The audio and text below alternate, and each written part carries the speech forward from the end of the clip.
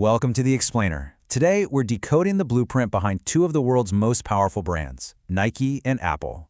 And more specifically, we're looking at the partnership that has created an almost impenetrable competitive advantage. So how did giants like these stay on top year after year? It's a question that fascinates pretty much everyone. And the answer, well, it goes way beyond just selling great products. It's about a masterfully executed strategy that's kind of hidden just beneath the surface. Yeah, it's not just about selling you shoes or a new phone. It's about a hidden blueprint for total market domination. So, let's dive right into it. We're going to peel back the layers to see how these two giants engineered their success. First, on their own, and then how they did it together. To really get their combined power, we first need to break down each company's individual playbook. So let's start with Nike's revolution in customer focus before we jump over to Apple's massive ecosystem empire. Okay, first up, Nike. Over the last decade or so, they have completely transformed their business. They shifted their focus from selling through retailers to selling directly to you, the customer. This strategy is called direct-to-consumer, or DTC, and really, it's all about cutting out the middleman. The goal is to own the entire customer relationship, from the very first click to the final purchase and everything that comes after. And the impact? It's been staggering. I mean, in just 4 years, Nike's digital sales skyrocketed from 10% of their total revenue to over a quarter at 26%. This isn't just a small tweak. This is a fundamental change in their entire business model. Now, this strategy had two really clear goals.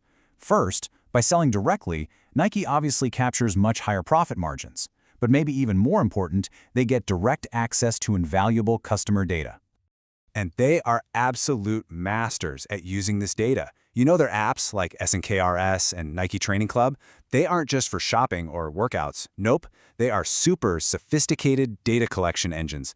This lets Nike's AI analyze how you behave and then deliver these hyper-personalized experiences, making you feel like the brand just gets you. Beyond the data, Nike is embedding tech deep into its whole operation.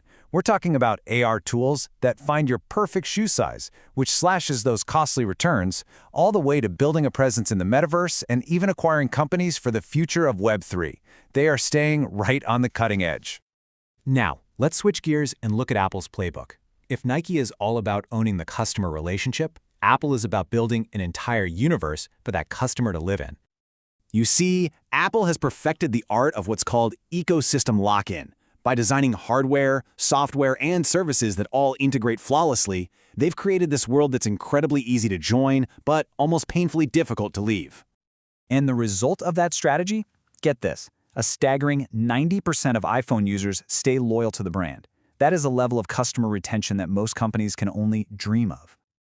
This loyalty is absolutely not an accident. It's engineered through a powerful network effect. Features you use every day, like AirDrop, create high switching cost.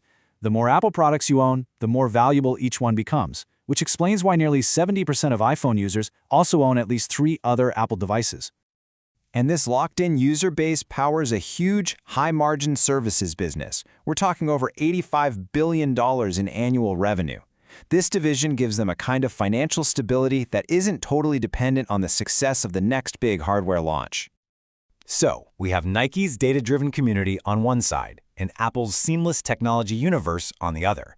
Now for the masterstroke, what happens when you combine them? It's a perfect match, really.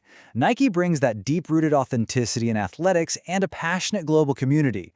Apple provides the flawless technology and a massive premium user base to deliver it on. Each brand basically solves the other's biggest weakness. And this synergy creates what we can call the double lock-in, a competitive moat that is just incredibly difficult for any other company to cross. Think about it. You are functionally locked in by your Apple devices, your watch, your phone, and you're emotionally locked in by Nike, all your training data, your community connections, your purchase history. To switch away means you lose both, and that creates a nearly impenetrable barrier. So, what's the ultimate lesson here? What can we learn from this partnership that might just define the new rules of growth for the future? Well, this quote really captures the core lesson perfectly. It suggests that the most powerful growth doesn't come from head-to-head competition, but from collaboration. It's all about finding a partner that isn't a competitor, but perfectly complements what you do. And that's the heart of this blueprint. Apple makes Nike's digital ambitions a reality, and Nike gives Apple's technology real credibility in the world of elite performance. They simply make each other stronger.